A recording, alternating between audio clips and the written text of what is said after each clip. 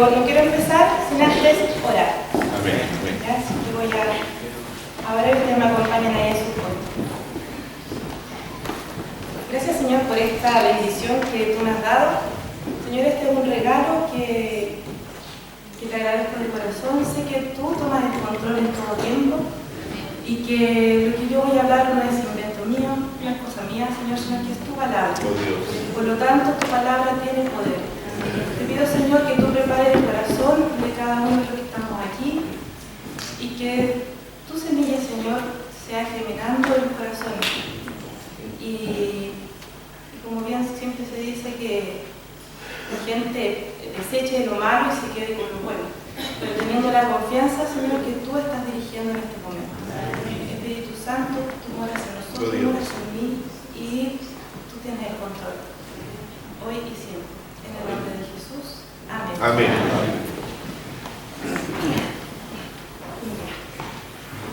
Les comento que durante la semana pasada, obviamente cuando a uno le piden que si puede predicar, uno se encomienda a Dios y pregunta a Él qué es lo que quiere que el pueblo de Dios escuche. No lo que uno quiera decir o lo que uno se invente.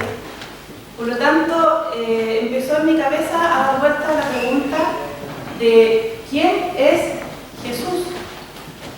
¿Quién es Jesús para el mundo? ¿Quién es Jesús para nosotros?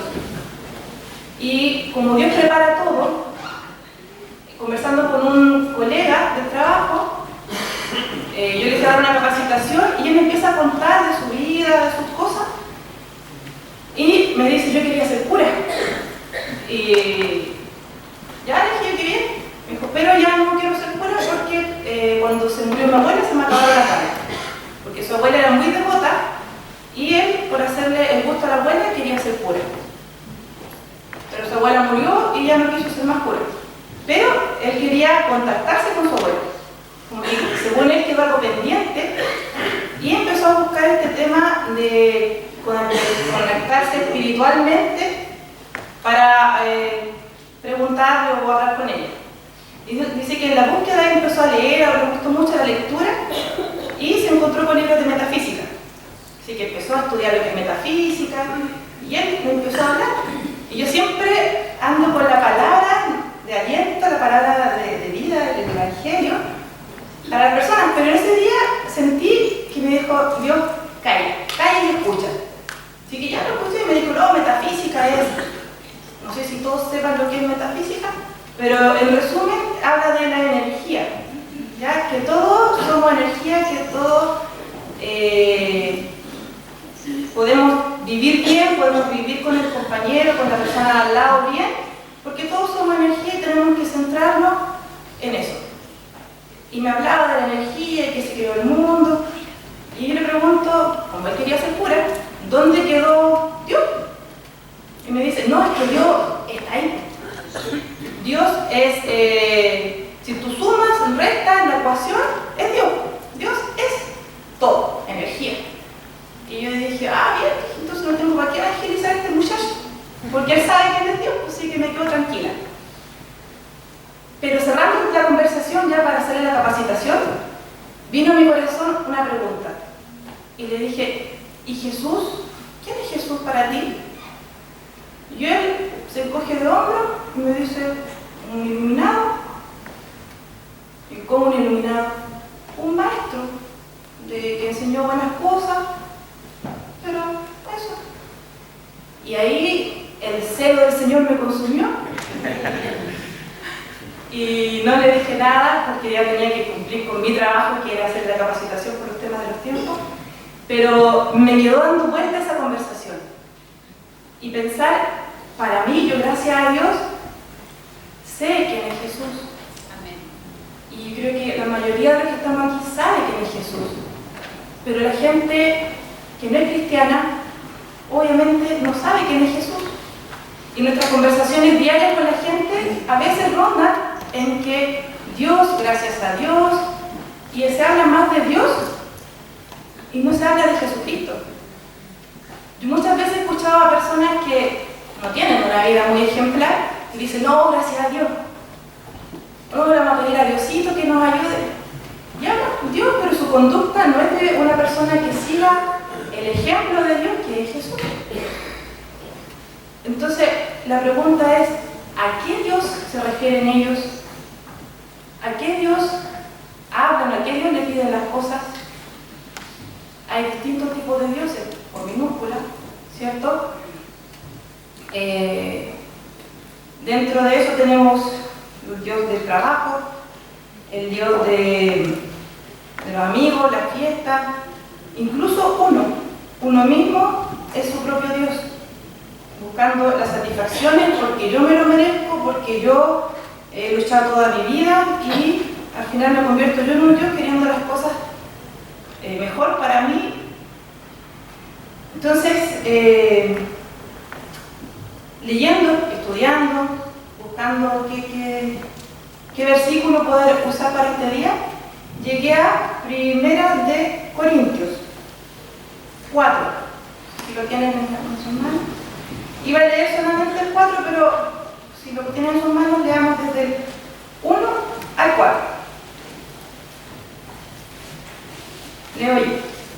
Por lo cual, teniendo nosotros este ministerio según la misericordia que hemos recibido, no desmayamos.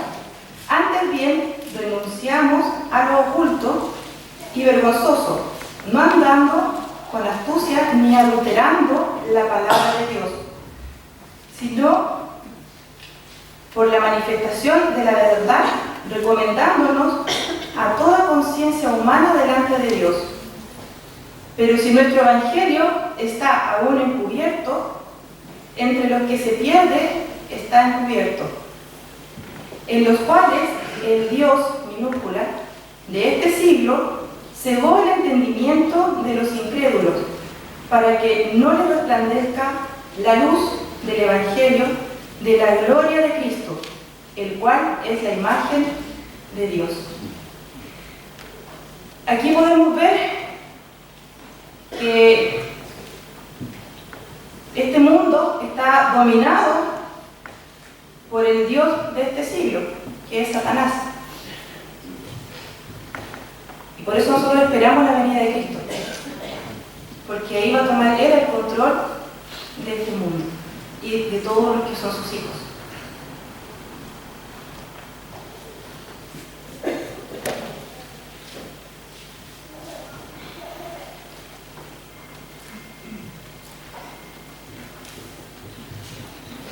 En la versión NBI dice, pero si nuestro evangelio está encubierto, lo está para los que se pierden.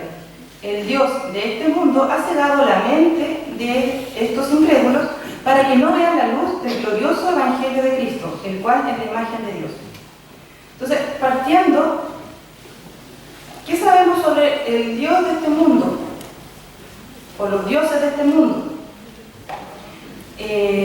Comencé a buscar, ¿ya? Y todos sabemos que hay muchas religiones en el mundo, ¿cierto? ¿Sabían que hay más de 4.200 religiones en el mundo? Yo no sabía que eran tantas, ¿ya? Y que solamente la religión hinduismo, o el hinduismo, cuenta con 330 millones de dioses, teniendo un dios soberano que es el dios Brahma. Entonces, esta línea del hinduismo se conecta mucho con lo que es la energía y empieza a penetrar en la mente de las personas, ¿cierto? No necesariamente que están en la India, por lo que ahora el pastor Edgardo varias veces ha hecho comentarios de la nueva era, ¿cierto? La religión de la nueva era es una religión, ¿cierto?, que se basa principalmente en buscar en sí mismo encontrar algo para ser feliz, pero viendo uno que es una energía, pero no contemplan a Jesucristo, no contemplan a un Dios soberano, sino que prácticamente cada uno es un semidios que tiene que satisfacerse porque se lo merece, porque somos semidioses. Y eso también es otro movimiento que está en algunas iglesias que hablan que somos semidioses, por lo tanto merecemos y podemos pedir lo que se nos ocurra y se nos va a dar, porque lo merecemos, y así no es. No merecemos nada sino por la gracia de Cristo. Dentro de estas 4.200 religiones que hay a nivel mundial, las más predominantes en el mundo se pueden hablar de 5. El hinduismo, el budismo, judaísmo, islam y mormonismo. Y mi búsqueda era enfocada a quién es Jesús para estas religiones. ¿Cómo ven a Jesús? Y el hinduismo dice que Jesús fue un buen maestro, un ser iluminado. El budismo dice que Jesús fue un ser iluminado, un gran maestro, y consideran a Jesús como un Buda. Es decir, seres despiertos, héroes o guerreros espirituales, que dedicó su vida a hacer el bien a los seres humanos. El judaísmo rechaza la creencia de que Jesús es Dios. Ellos dicen que Jesús fue un judío, por lo tanto nació, vivió y murió como un judío, un hombre más, pero considerado profeta como todos los que envió Dios para dar su palabra, pero que murieron, no tienen conocimiento de su deidad. El Islam dice que Jesús fue un gran profeta, pero igual que los otros profetas enviados por Dios. Se niega que Jesús expíe los pecados, niega la crucifixión y niega la resurrección. Y en el Corán dice que Jesús fue un hombre y que no tiene deidad. Y finalmente, el número 5, a nivel mundial, las religiones con más preeminencia, es decir, con más creyentes, por decir, el mormonismo. También el pastor Edgardo nos había comentado un poco de la creencia. Ellos son ávidos, por eso dice que el Dios de este mundo nos ciega, ¿ya? Para que no tengamos entendimiento. El mormonismo nos dice que sí creen en Jesús y sí creen en Dios. No sé si alguno ha tenido la posibilidad de conversar con ellos. Pero en el trasfondo es que creen que Dios y Jesús son dos dioses distintos. Es decir, Dios soberano y Jesús un Dios más. Y que su llegada a este mundo no fue de una forma divina, sino que tienen historias mezcladas. Por lo tanto, igual vi un documental que le preguntaban a personas judías que quién era Jesús para ellos. Y de verdad me impresionó escuchar tantas cosas, a decir que Jesús no era nada, a decir que era un hereje porque se hacía llamar Dios, y pensar que eso también llega a nuestro país, y llega a nuestro Temuco, y llega a nuestros colegas de trabajo. Todas esas influencias o tendencias llegan, y nosotros, teniendo la verdad, a veces callamos. O a lo mejor pensé y dije, a lo mejor no tenemos tan claro quién es Jesús. Como cristianos, ¿quién es Jesús para nosotros? Yo he preguntado, conversado con amigos, con personas cristianas, y todos responden casi lo mismo, que es Dios, a Jesús, es nuestro Salvador, nuestro Redentor, Hijo de Dios,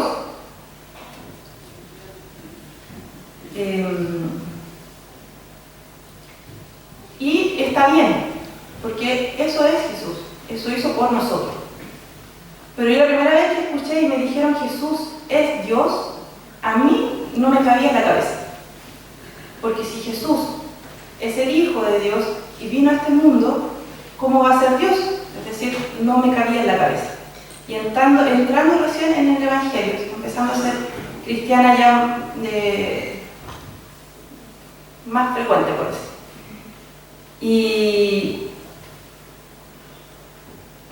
Y podemos ver que desde el Antiguo Testamento se profetizó y se dijo en Isaías 9:6 que, lo voy a leer, dice Isaías 9:6: porque un niño nos es nacido, hijo nos es dado, y el principado sobre su hombro, y se llamará su nombre admirable, Consejero, Dios fuerte, Padre eterno, príncipe de paz. Ya acá nos está diciendo que Jesús es Dios. Jesús es Padre eterno y Dios fuerte.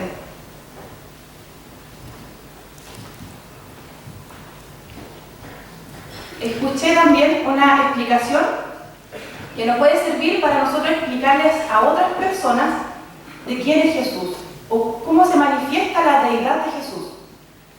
Y el ejemplo es química. H2O, agua. El agua la podemos ver o la podemos obtener en 3 estados, ¿cierto?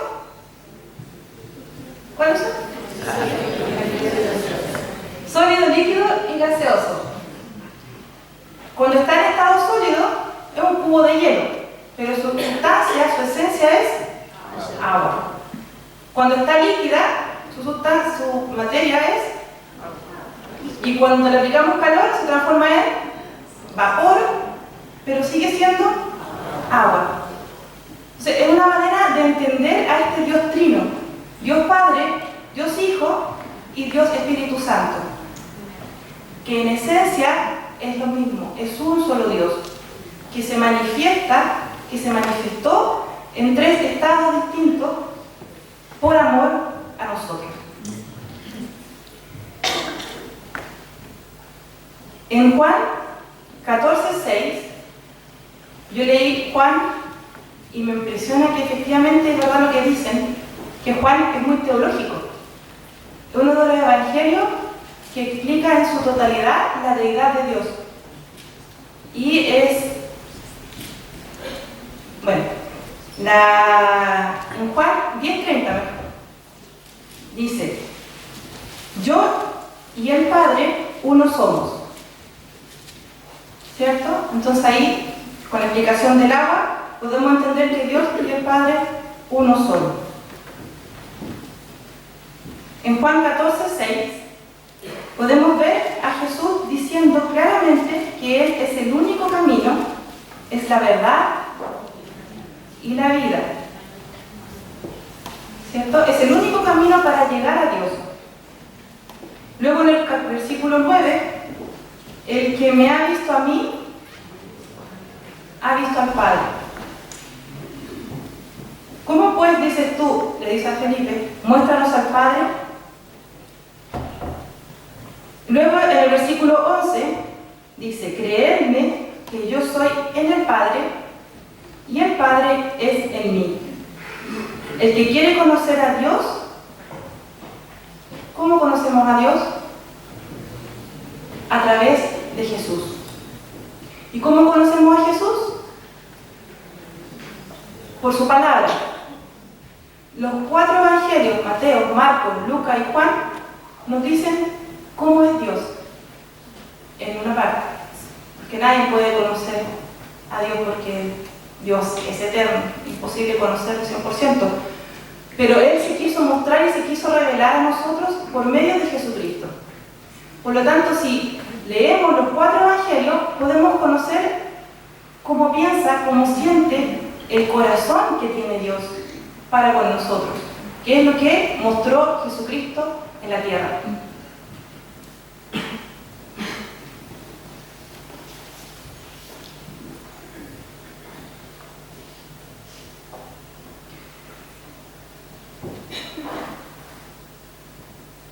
Jesús, siendo Dios, se decidió voluntariamente tomar la naturaleza humana para venir a la tierra y así reconciliarnos con Dios. Si Jesús decidió humillarse, es decir, hacerse humilde y venir en forma de ser humano, limitándose o limitando sus atributos de deidad y haciéndose un hijo obediente, para darnos ejemplo. Yo ya conversaba con un amigo y me decía, y ahí como que terminé de entender lo que quiere decir este versículo, o este pasaje, que lo encontramos en Filipenses 2:5-8, que dice: Dios Todopoderoso, Creador del cielo, la tierra y todo lo que existe. Se hizo hombre, es decir, se metió en el cuerpo de una hormiga, limitándose a lo que el cuerpo y el tamaño de una hormiga puede hacer, dejando a un lado sus poderes, todo su poder, para poder hacerse ejemplo y morir, para salvarlo del infierno. En Filipenses 2:5-8 dice: haya pues en vosotros este sentir, que hubo también en Cristo Jesús, el cual, siendo en forma de Dios, no estimó el ser igual a Dios como cosa a que aferrarse, sino que se despojó a sí mismo, tomando forma de siervo,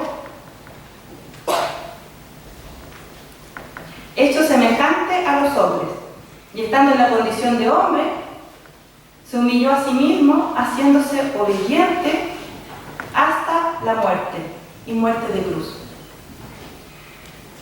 En este pasaje que se leyó, queda claro, pienso yo, que dice que Jesús, siendo Dios, estando en la forma de Dios, reinando, estando con Dios Padre, con Dios Espíritu, decidió voluntariamente hacerse hombre, es decir, su naturaleza, hombre, humillándose a sí mismo. La versión NBI dice: se rebajó voluntariamente, y al manifestarse como hombre, se humilló a sí mismo y se hizo obediente hasta la muerte y muerte de cruz.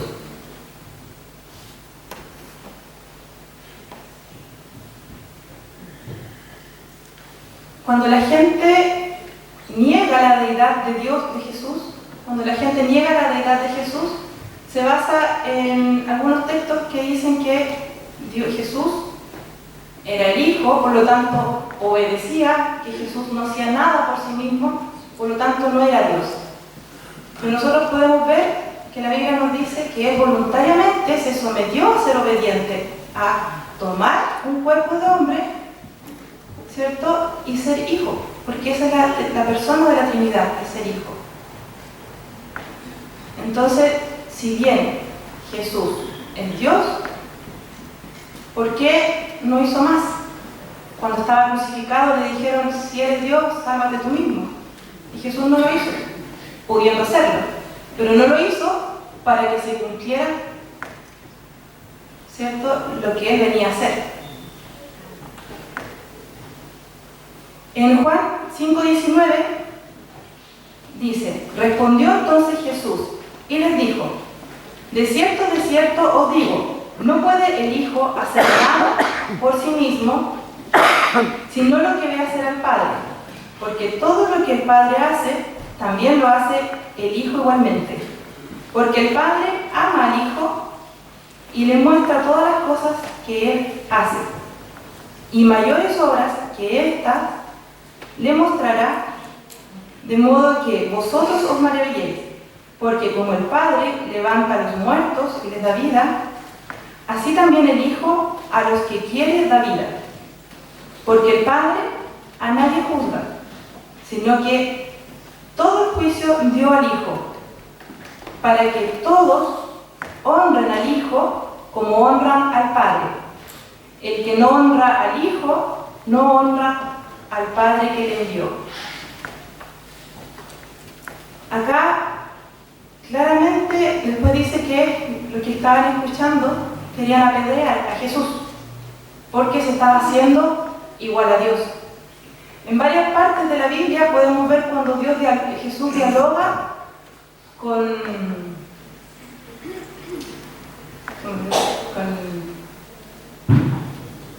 fariseos. Ellos terminan con las piedras prácticamente en la mano, porque Jesús no negó ser hijo de Dios, no negó ser Dios. Entonces también hay argumentos que pillan y que se ven que Jesús no era Dios, dice la gente, porque dicen en la Biblia nunca reconoció Jesús que era Dios. Y hay que tener comprensión lectora para entender que sí, Jesús reconoció que era Dios. Y se hizo semejante al Padre, porque el Padre y Él eran uno. Por lo tanto, Jesús es Dios. Ayer estaba viendo igual otro video y era un teólogo en YouTube y pone justamente este capítulo, este pasaje, y empieza a leer y empieza a decir que podemos ver claramente que en este pasaje Jesús y Dios son distintas personas. No es el mismo. Y yo quedé impactada porque supuestamente estaba hablando que era un teólogo. Y empiezo a leer los comentarios para ver si estaré mal yo. Y empiezo a leer los comentarios y efectivamente empezaron a refutar lo que él estaba diciendo. Es decir, él estaba explicando este versículo de una manera totalmente errada. Entonces, por eso es importante que nosotros tengamos claro quién es Jesús. Tengamos claro que Jesús es Dios. Porque así podemos ir a nuestros colegas, a las personas que nos encontremos, conversar con ellos y tener la certeza de que Jesús es Dios y así explicarle lo que nosotros sabemos. ¿Y qué sabemos? El Evangelio. Jesús nos dijo, vayan y prediquen, enseñen a los discípulos, ¿cierto? Con lo que saben, con lo que Él nos ha mostrado. Pero si no sabemos que Dios, o no creemos que Jesús es Dios, al final nos van a convencer a nosotros, porque el enemigo es astuto. El enemigo es astuto y como ya leímos al principio, él anda cegando el entendimiento de las personas para que encuentren que el Evangelio es una tontera. Y no es así. El Evangelio salva vidas terrenales y eternas. El Evangelio, Cristo, nos saca de una vida miserable y nos da vida en abundancia, tan abundante que nos regala la eternidad.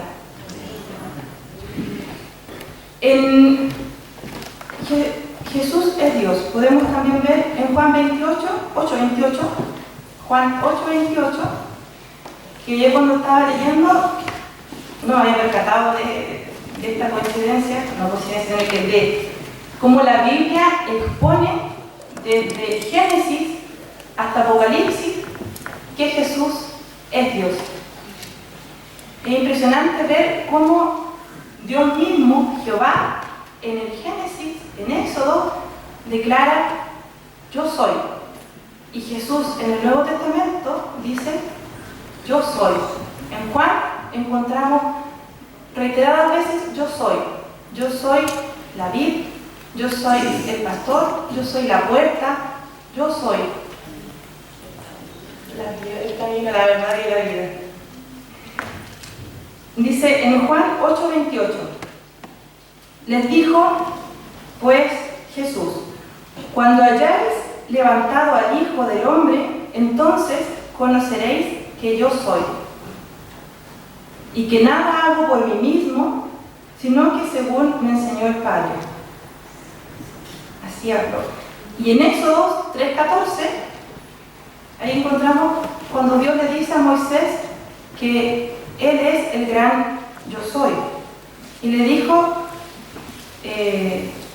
así dirás a los hijos de Israel, yo soy, me envió a vosotros. Y nuevamente en Juan 8:58 dice, Jesús les dijo, de cierto os digo, antes que Abraham fuese, yo soy. Ese versículo a mí me dejó ancho, porque es decir, a Moisés le dijo, anda y di que yo soy te envió. Pero antes de Moisés, ¿cierto? Está Abraham. Le dice, antes de que Abraham fuese, Jesús decía, yo soy. Es decir, Jesús es el alfa, el omega, el principio, el fin. Jesús es Dios.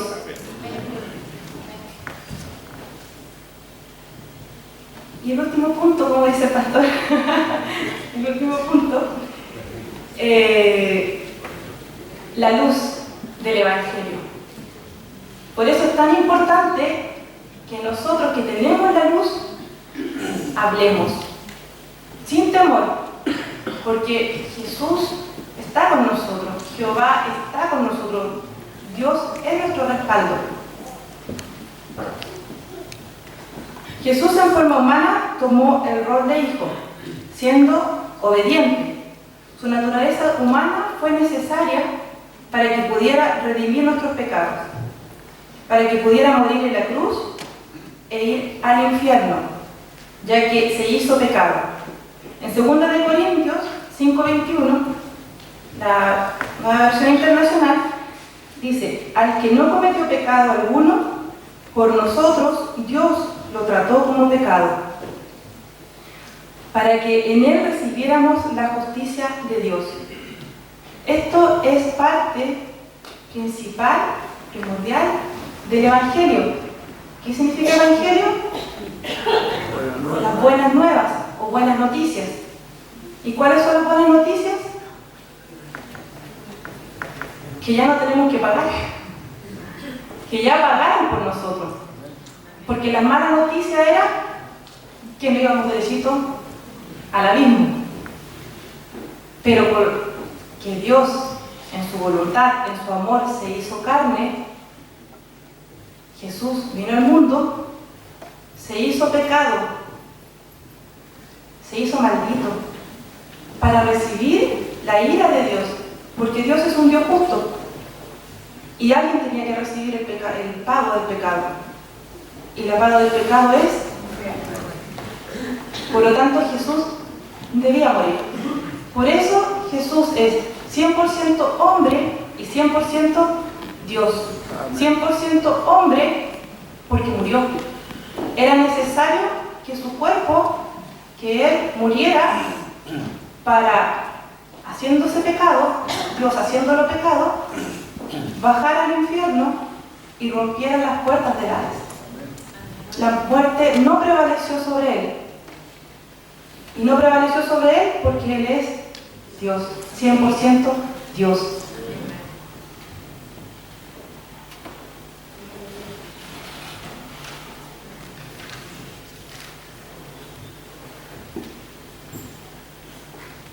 Nosotros estamos, podría decir, condenados a vivir en este cuerpo de carne. Mientras estemos en este cuerpo de carne, tenemos una lucha constante con él. Porque, como lo explica Pablo en Romanos capítulo 7, es una lucha constante que hay entre mi mente, mi corazón y mi cuerpo. Mi cuerpo siempre va a tender a hacer o a complacer los deseos de la carne. Pero mi mente, que conoce a Cristo, que conoce a Dios, quiere hacer lo bueno,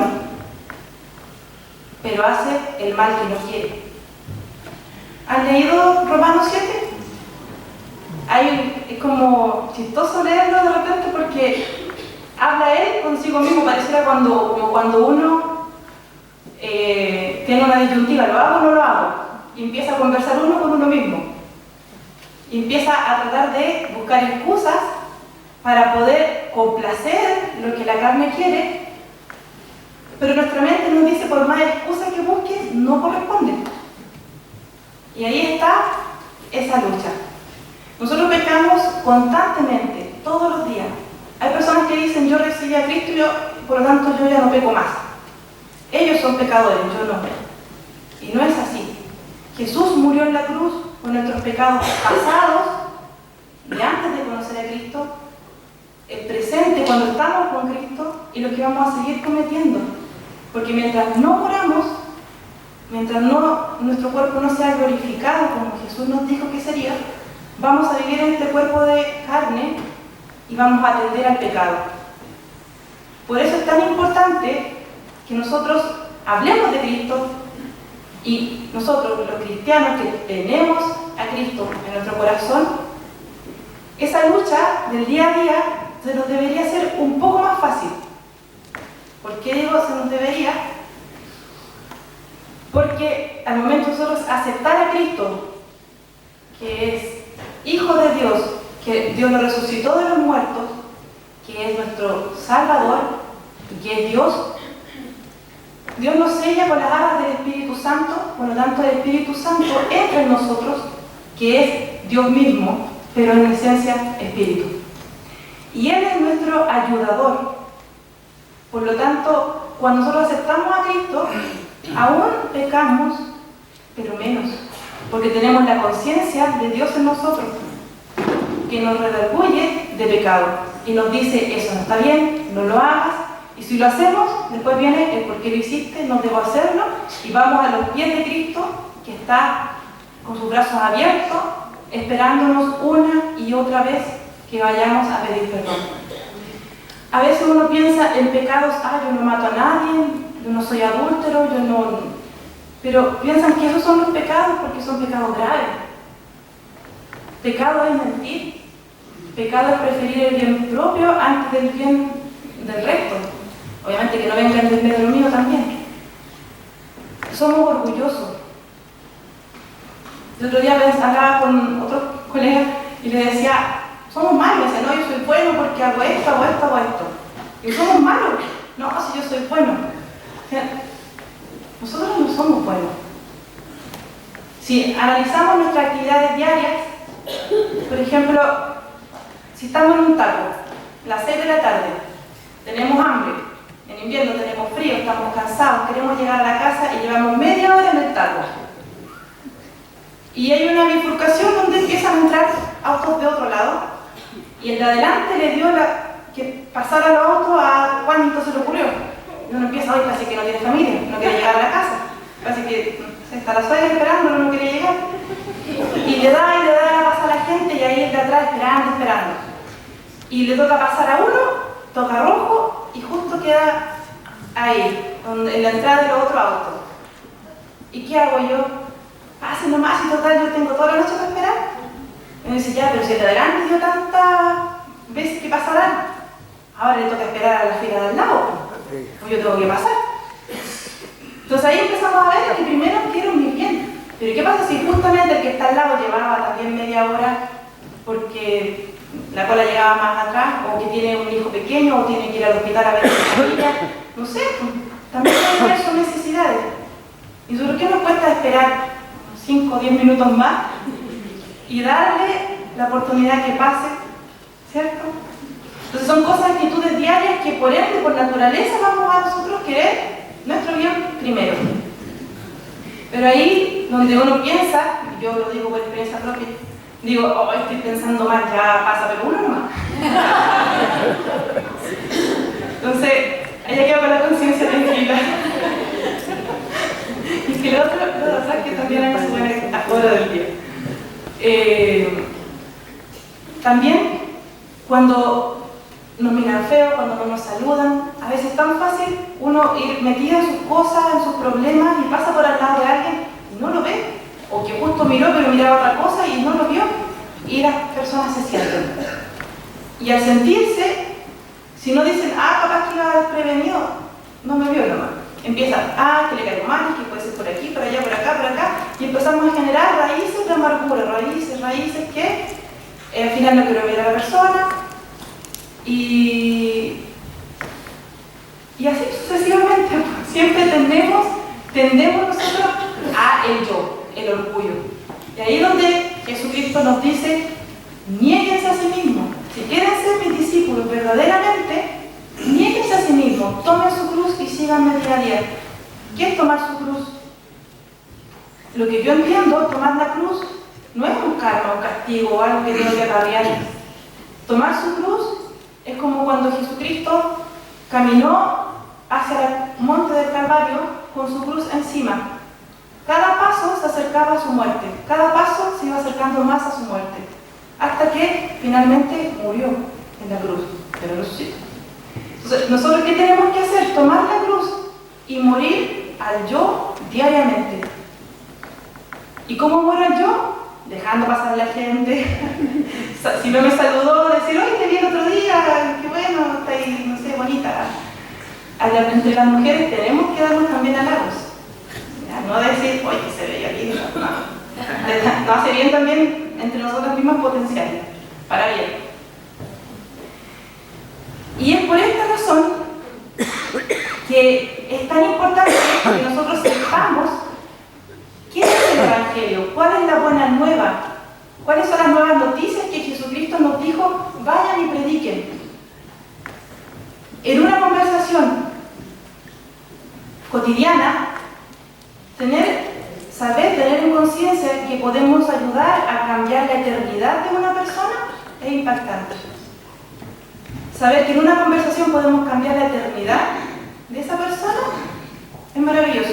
Y saber que Dios, con su soberanía, Jesucristo, toda su potencia, en toda su gloria, nos permite a nosotros como seres humanos insignificantes ser el canal de bendición que Dios usa.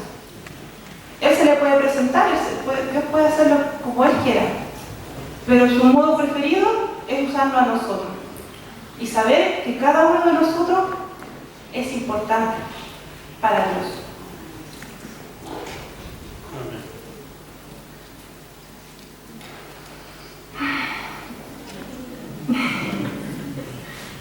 En 2 Corintios 5, 18 al 21 dice: y todo esto proviene de Dios, quien nos reconcilió consigo mismo por Cristo y nos dio el ministerio de la reconciliación, que Dios estaba en Cristo reconciliando consigo al mundo, no tomándoles en cuenta a los hombres sus pecados, y nos encargó a nosotros la palabra de la reconciliación. Así que somos embajadores en nombre de Cristo, como si Dios rogase por medio de nosotros. Os rogamos en nombre de Cristo, reconciliaos con Dios. Tenemos el ministerio de la reconciliación. Dios nos encargó hablar para que la gente, ya que nosotros mismos fuimos reconciliados con Dios. ¿Cómo fuimos reconciliados con Dios? ¿O por qué? ¿O cierto? Un resumen. En Génesis, ¿cierto? Dios nos hizo al ser humano a imagen y semejanza de Él, no como divinidad, sino como personas pensantes. Por eso nos hizo su semejanza. Y nos hizo para tener una comunión, una relación diaria con Él. Pero cuando entró el pecado, nos separamos de Dios, porque Dios es santo. Dios no tolera el pecado, Dios no lo puede ver. Por lo tanto, fuimos sus enemigos. Por eso es tan importante reconocer a Jesucristo, reconocer que Jesús, siendo Dios, vino con el propósito de reconciliarnos con Dios, para que podamos tener acceso a Dios, al Padre, por medio del Hijo.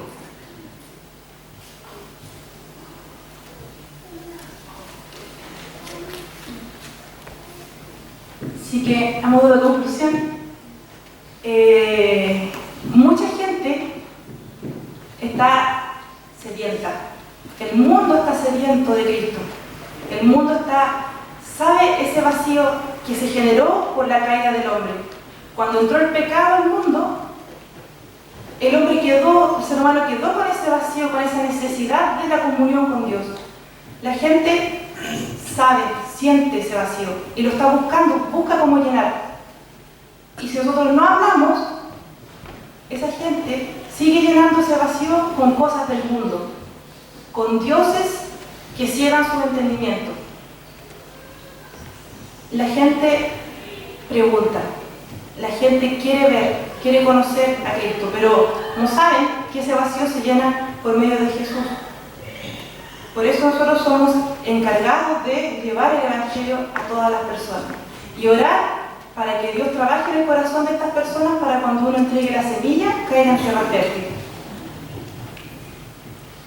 Eso sería todo.